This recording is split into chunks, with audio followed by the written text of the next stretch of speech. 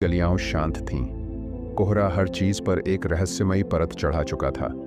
दीपक वर्मा, एक अनुभवी पत्रकार, अपने पुराने टाइपराइटर के सामने बैठा था। उसके पास कई कहानियां थीं, लेकिन जो कहानी उसके दिमाग में घूम रही थी वह बाकी सबसे अलग थी। एक अनसुलझा रहस्य जो सालों से दबा पड़ा था। एक पुरानी फाइल खोलते ही धूल हवा में तैर गई। यह फाइल थी अनामिका केस की, एक लड़की जो 15 साल पहले बिना किसी सुराग के गायब हो गई थी। न कोई गवाह, न कोई सबूत। दीपक ने गहरी सांस ली। आज की रात कुछ अलग थी। उसके अंदर कोई अनजान ताकत उसे इस केस की ओर खींच रही थी। उसने अपनी स्कूटर उठाई और सीधे अनामिका के पुराने घर की ओर निकल पड़ा। वहां पहुंचते ही उसे महसूस हुआ कि कुछ तो अजीब है। घर सुनसान था, लेकिन ऐसा लग रहा था जैसे कोई छिपकर उसे देख रहा हो।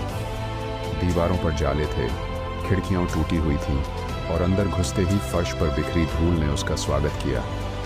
दीपक ने टॉर्च जलाकर चारों ओर देखा। अचानक उसकी नज़र एक लकड़ी की अलमारी पर पड़ी जो अधखुली थी। उसके अंदर एक पुराना लाल रजिस्टर रखा था। उसने उसे खोला और पन्ने पलटने लगा। पहला ही पन्ना देखकर उसके रोंगटे खड़े हो गए। अनामिका का आखिरी लिखा हुआ नोट, जिसमें लिखा था, अगर मैं गायब हो जाऊं तो समझ लेना कि मुझे किसी ने मार दिया है, लेकिन मेरा हत्यारा कोई और नहीं बल्कि। आगे के शब्द धुंधले हो चुके थे।